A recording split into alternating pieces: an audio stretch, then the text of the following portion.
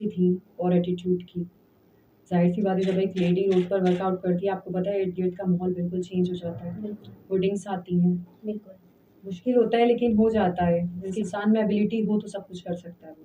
अच्छा, इकरा कभी आपको ऐसा नहीं फ़ील हुआ कि जब आप ये सारी चीज़ें फ़ेस कर रही हो, वोटिंग और ये सब, तो आपका कभी कभी माइंड में आपकी ऐसी बात हुई हो कि नहीं मुझे नहीं करना चाहिए, बस अब इस काम को यहीं स्टॉप कर दो?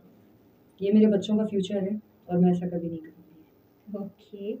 अच्छा, मुझे बताइएगा इकरा कि इस फ़ील्ड में आने की क्या वजह थी? और ऐसा क्या वाक़या गुज़रा आपके साथ जो आपने इस फ़ील्ड में आने का सोचा? क्योंकि अक्सर ऐसा होता है कि जब हम अपनी स्टडी लाइफ़ में होते हैं या जैसे-जैसे ग्रो अप हो रहे होते हैं, तो हम लोगों ने बचपन से ही अपना एक माइंड बनाया होता है कि हमें बड़े होके डॉक्टर बनना है, इंजीनियर बनना है या हमें डिफरेंट फ़ील्ड्स में जाना है। तो आपने इसी फ़ील्ड का इंतख़ाब क्यों किया?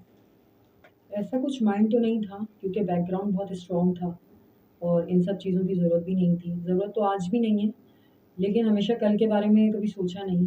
लेकिन बस अचानक ख़्याल आया इवेंट मैनेजमेंट का और सिर्फ़ एक ही इवेंट था बर्थडे पार्टी का मेरे भतीजे का जो मैंने अरेंज किया था, उसके बाद से जुस्तजू बढ़ गई थी।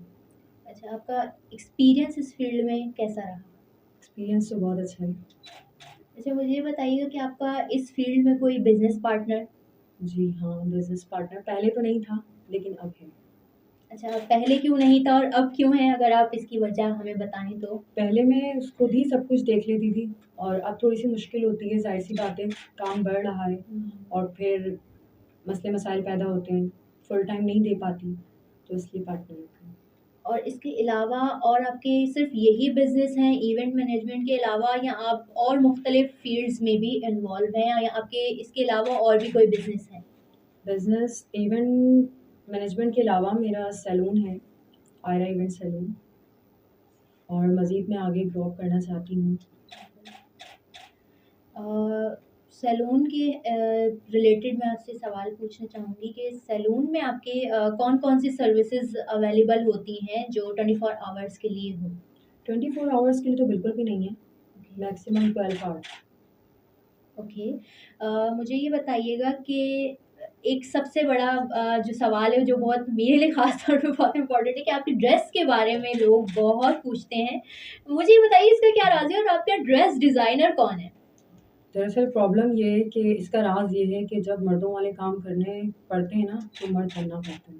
एक औरत का मर्द के बीच में काम करना आसान नहीं होता।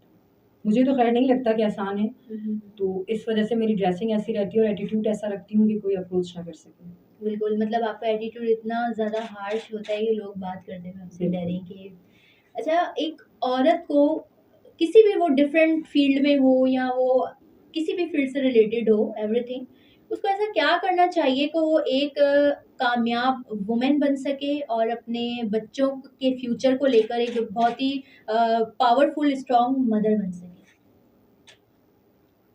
बिकॉज़ जो हमारी ऑडियंस है देखने वाली, बहुत सी मदर्स ऐसी हैं जो जिनके पास अपॉर्च्युनिटीज़ नहीं होती हैं और वो इसी माशरे के माहौल को लेकर बहुत ज़्यादा डिप्रेस होती हैं, टेंशन में होती हैं।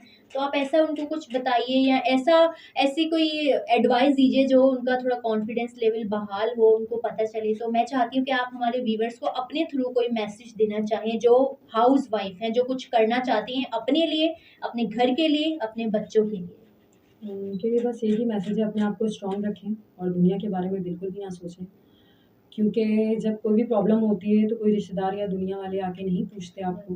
तो बेटर ये है कि जो आपको बेटर लगे वो आप करें। अपने आप को स्ट्रॉन्ग रखें। अगर आप खुद स्ट्रॉन्ग हैं तो सब कुछ ठीक है।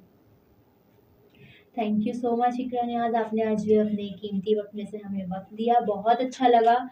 उम्मीद करती हूँ इंशाअल्लाह ताला जब हम आपको किसी और नेक्स्ट प्रोग्राम में बुलाएँगे तो आप ज़रूर आएँगी। इंशाल्लाह। और देखिए कि व्यूअर्स, यही बात है कि जब तक आप खुद स्ट्रॉन्ग नहीं बनते, आपको दुनिया की कोई ताकत स्ट्रॉन्ग नहीं बना सकती। इसी प्रोग्राम के इख्तिताम के साथ मैं आपसे चाहूँगी इजाज़त। मुझे और इकरा नियाज़ को दीजिएगा इजाज़त। इंशाअल्लाह नेक्स्ट प्रोग्राम में आपसे मुलाकात होगी। जब तक के लिए अपना ख़्याल रखिएगा। अल्लाह निगहबान।